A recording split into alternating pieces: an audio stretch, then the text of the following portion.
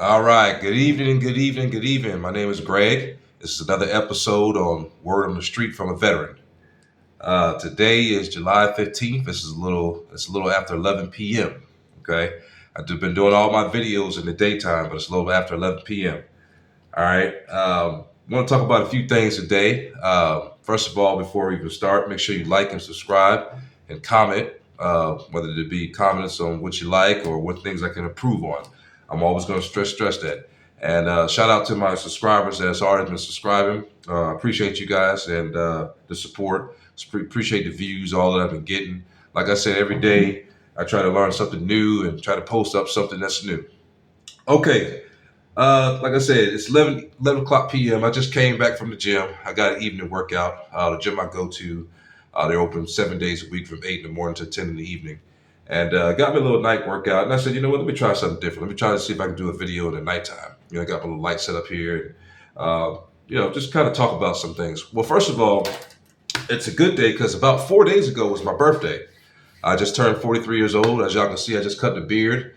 I figured I'd get a little restart, start over a little bit, kind of cut it off. Plus, I wanted to see what progress I was making in my face. Still got more to go. I still currently weigh 120 kilos. I haven't weighed myself again. That was the last time I weighed myself was probably about like 2 weeks ago. But progress, like I said, progress. I had to work legs today, good workout. Okay, so today I want to talk about two things. First, I'll talk about, let's talk about, well, light came off. Let's talk about a couple things. Okay. All right. First, we'll talk about um, uh, potential. Okay. I want to hit you with a quote. All right. Our deepest fear is not that we are inadequate. Our deepest fear is that we are powerful beyond measure. It is our light, not our darkness, that most frightens us. That quote is by Marianne Williamson. She's a motivational speaker. So let's break down this quote. What is we talking about? Our deepest fear and not we're inadequate. So basically, if you summarize the quote, this is one of the quotes I used to use when I was an Army recruiter. I had that caption every time I sent an email out or a text message. And even when I went to the classrooms and talked to students, didn't matter if it was in high school or I would talk to some of the college students. Basically what I'm telling them is we are afraid of our own potential. It's natural for humans to be afraid of our own potentials. So how does this tie in with traveling to Thailand or traveling anywhere? Take that step. Take that step forward. Okay. Don't be afraid of what you can do. It doesn't matter if it's traveling, if you want to start your own business, that promotion at that job, uh, that step in your relationship. But don't be afraid of what your potential truly is. Okay. You never know what you can offer into this world, be it a job, traveling. It does not matter. Okay. Do not be afraid of your own potential. I'm going to read it one more time. Kind of think about what I'm saying. This is by Marianne Williamson. Our deepest fear is not that we are inadequate. Our deepest fear is that we are powerful beyond measure.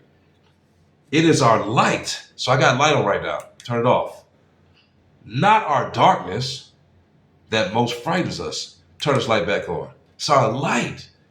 It's our potential. It's our light. See how it's coming back on? Come back off? It's our light. All right? All right. That's the first part of that. Now, let me tell you what I did for my birthday. Okay? So, me and my brother, we went to the bowling alley. Okay? We took a cab to the bowling alley. It's in a town called it's a road down Sukhumvit. All right, I'll get into what Sukhumvit Road is, the history of it, as the videos to come to. But anyways, we took a cab all the way to Sukhumvit, and we get to this. It's like a mall, right? So when we get to the mall, the bowling alley is actually on the fourth floor. So we had to take 4 escalators to get to the fourth floor. Then we get on the fourth floor. We had to go up some steps just to get to the bowling alley. All right. So we walk into the bowling alley, right? First of all, when I walked in, I didn't know if I was in a bowling alley or if I was in a nice bar, or I didn't know what I was walking into. When you first walk in, you come in to the right side. There's a nice bar. It's got a nice little setup. Got the wines, liquors, anything you can think of. Now, mind you, I don't drink. My brother doesn't drink either, but I don't drink. But you got that, right? Then they had a DJ. Okay, there was a DJ in there, and he was playing some good music. I guess that's what bowling is now. Bowling is more of a you got the fluorescent lights and all that stuff. But the DJ was really good. So when we get in there was a Thai woman that had on a dress. She was a beautiful woman, and she looks at us and asks us, "Hey, what are you guys trying to do?" And she points us to the front desk, to kind of see what the rates are, right? And they had some pretty decent rates. I'm not going to break down what the rates were. I think they were pretty decent. But the sport of bowling itself, me and my brother and my sister, along with mom and dad, we used to bowl a lot as a family. My father was in the military, in the army, was all over the world. When we lived in Hawaii, we used to always go bowling. That was kind of like a family sport. I remember one Christmas, we all got bowling balls and, we shined them up real good and had our own shoes. And, it was kind of good. So, I told my brother, I said, we haven't bowled in a while. Let's just go bowling and kind of see what it's like. So check this out, right? So why am I talking about this? In Thailand, it just seems like there's a job for everything. Jobs that you don't even think of, that it's like, wow, that's a job. So remember, we get in, there's a bar, right? There's a bar in the bowling alley, right? Then there's a beautiful woman. I guess she's the host. This is for a bowling alley. You wouldn't see that in the United States. You go to a bowling alley in the United States, you just go, you go to the front desk, you get your shoes, you pay for the games, or before or afterwards, and then or you can break your shoes if you got shoes or your own bowling ball, and that's it. Well, this takes it to a whole other level, right? So we pay for the games, we get 2 games, right? And then when we go sit down, there's like 4 people that's in the service industry, right? They're sitting there waiting on us. One guy goes and get our bowling balls, right? And so there's another guy that was sitting right there waiting on us. There was like 4 menus that was sitting right there on the desk. So you had a drink menu, you had a food menu. I mean, we haven't even put our shoes on, or even tied our shoes yet. So I was like, wow. So you get an opportunity to, order some food before you even start bowling, or even when you start. So me and my brother was like, you know what, let's get a basket of fries, and we got like a pitcher of Coca-Cola, right? So we ordered that, and now let's talk about bowling, right? I'm not gonna lie, we haven't bowled in a while, and it showed. I'm not gonna even tell you what the scores were. To all my bowlers that's bowled over the years, you got a good decent score. Yeah, we didn't bowl so good. I told my brother, it was only gonna bowl 1 game at first, and then I said, you know what, maybe that's a warm up round. Let's go ahead and bowl the next game, right? But anyways, as we're bowling, the guy brings us the Coke. He brings us the pitcher of Coke, and so we're sitting there drinking it. So every time, I don't know if you'll notice this every time you go out, right? Whether you go to a bar or a restaurant, right? Sometimes, like in the United States, if you go to like a bar and you have a pitcher of beer or something like that, you pour your own glass. Doesn't matter, right? But see, a lot of these places in Thailand, it's like a service on like every other level. It like takes it to like the 10th level. So every time that glass went empty, right? The guy sat there, gave us more ice cubes. He poured a drink. In my mind, I could pour my own drink. You know what I mean? I'm a grown man. I'm a grown adult. But it's just nice to even have that at the bowling alley. So it's like, wow, you've got like a place that's got, people everybody seems like it's employed, and they're happy. They do it with a smile. They do it with pride. And it's like, man, you just sit there like, man, I'm just going bowling. And you don't think nothing of it. Something as simple as bowling.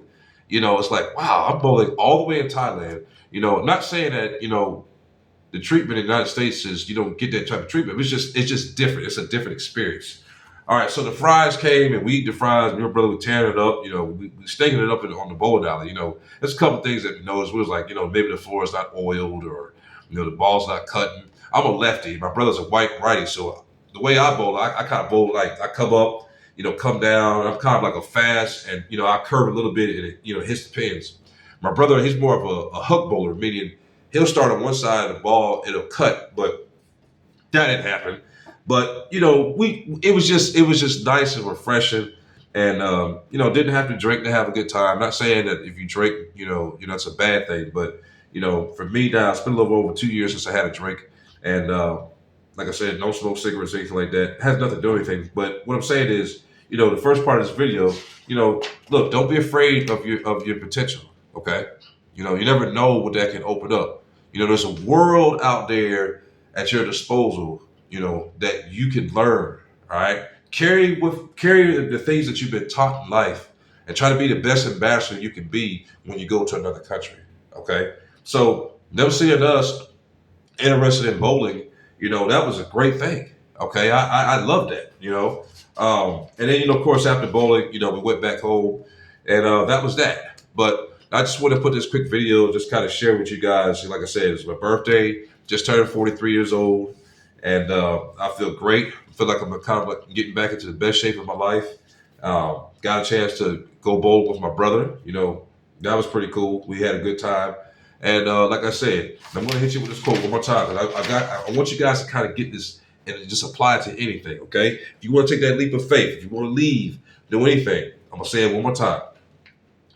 Our deepest fear is not that we are inadequate.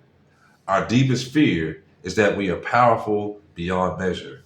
It is our light, not our darkness, that most frightens us. Marianne Williamson, I quote. So I'm gonna hit you we'll hit you guys with that. Like I said, this is Greg once again from Word on the Street, and make sure you like, subscribe, comment, good comments that I can improve on. And like I said, I'm here to get better. Now, pretty soon I'll be going to Cambodia again at the end of the month. I'm going to share with you guys in the video to come. The trip.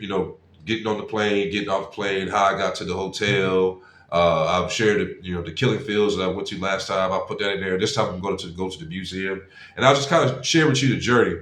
And that's going to be like I'll edit the video kind of, it won't be a long video, just kind of be shorts, but all put in one video. Okay, if you guys have any questions, concerns, let me know in the comments.